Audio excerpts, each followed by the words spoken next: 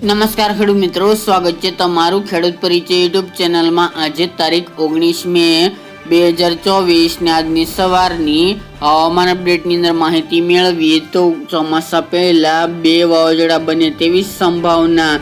ગુજરાતવાસીઓ સાવધાન રહેજો। ચોમાસા પહેલા બંગાળની ખાડી અને અરબી સમુદ્રમાં વાવાઝોડા સર્જાઈ શકે છે, તો તેની કઈ તારીખમાં બની શકે છે, ગુજરાતને કેટલો ખતરો હશે તેની સંપૂર્ણ માહિતી મેળવીશું। સાથે જ હીટવેવના રાઉન્ડની અને પ્રી મોન્સૂન એક્ટિવિટીના વરસાદની પણ અપડેટ મેળવીશું। ચેનલમાં નવા હોય તો ચેનલને સબસ્ક્રાઇબ કરી દેજો અને વિડીયોને લાઇક આપીને તમામ ખેડૂત ભાઈને શેર કરી દેજો।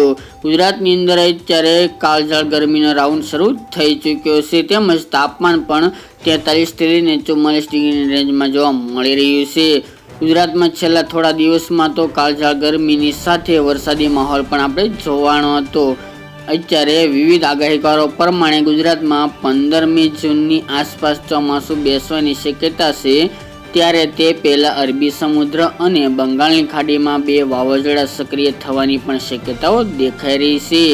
જીપીએસ મોડેલ અનુસાર બંગાળની ખાડીમાં 24-25 મેની આસપાસ એક વાવાઝોડું સક્રિય થાય તેવી શક્યતા રહેલી છે, જ્યારે અરબી સમુદ્રમાં 10મી જૂનની આસપાસ અન્ય એક બીજું વાવાઝોડું સક્રિય બને તેવી આગાહી કરવામાં આવી રહી છે।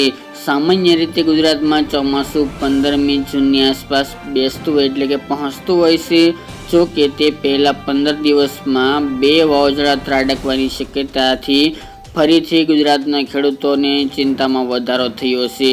25મી સુધીમાં બંગાળની ખાડીમાં એક વાવાઝોડું સક્રિય થઈ શકે છે, તેની સીધી સૌથી વધુ અસર પશ્ચિમ બંગાળ પર જોવા મળી શકે છે તેવું અનુમાન લગાવવામાં આવી રહ્યું છે। આ સાથે જ જો તે ફંટાઈને અલગ દિશામાં જેમ કે બાંગ્લાદેશ, મ્યાનમાર, ઓડિશા, આંધ્રપ્રદેશ પણ જઈ શકે છે, જે ત્યાં પણ અસર જોવા મળી શકે છે।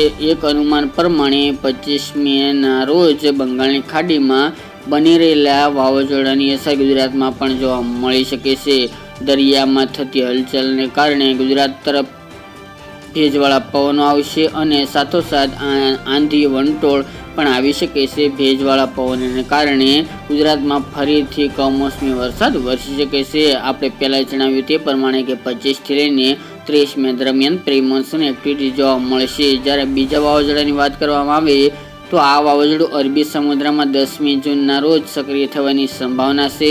સામાન્ય રીતે અરબી સમુદ્રમાં આવતા વાવાઝોડા ગુજરાતને સીધી અસર કરતા હોય છે। આ પહેલાં પણ વિપરજોય જેવા વાવાઝોડાથી ગુજરાતમાં મોટી તારાજી સર્જાણી હતી। ગુજરાતમાં ચોમાસું બેસે તે પહેલાં જ 10મી જૂનના રોજ અરબી સમુદ્રમાં બની રહેલા વાવાઝોડા ગુજરાતના દરિયાકાંઠાના વિસ્તારમાં વધુ અસર કરે તેવી શક્યતા છે, અને જો તે ઓમાન તરફ ફંટાય તો બી તેની અસર ગુજરાતમાં જોવા મળે તેવું અનુમાન રહેલું છે, જેની તમામ ખેડૂત ભાઈ નોંધ લેવી। એ સિવાય વાત કરીએ તો પ્રી મોન્સૂન એક્ટિવિટી 25 થી લઈને 30 મે દરમિયાન બંગાળની ખાડીમાં વાવાઝોડું બનશે, જેની અસરના કારણે પ્રી મોન્સૂન એક્ટિવિટીનો વરસાદ જોવા મળશે। સૌરાષ્ટ્ર, દક્ષિણ ગુજરાત, પૂર્વ અને ઉત્તર ગુજરાતની અંદર પ્રી મોન્સૂન એક્ટિવિટી જોવા મળે તેવી શક્યતા છે। આ રાઉન્ડની અંદર અમુક વિસ્તારની અંદર વાવણી લાયક વરસાદ પણ જોવા મળે તેવું અનુમાન દેખાઈ રહ્યું છે। તે ઉપરાંત વાત કરીએ તો તાપમાનની, ગુજરાતની અંદર ભયંકર ગરમી જોવા મળી રહી છે, બફારો અને ઉકળાટનું પ્રમાણ જોવા મળી રહ્યું છે। આગામી દિવસ એટલે કે 23 તારીખ સુધી તાપમાન 44-45ની રેન્જમાં અમદાવાદ જેવા વિસ્તાર, ગાંધીનગર, ખેડા, વડોદરા, દાહોદ, ગોધરા જેવા વિસ્તાર, ઉત્તરના અમુક જિલ્લાઓની અંદર તાપમાન નોંધાઈ શકે છે, જ્યારે ઓવરઓલ 40 થી લઈને 42 ડિગ્રી તાપમાન જોવા મળે તેવું અનુમાન છે।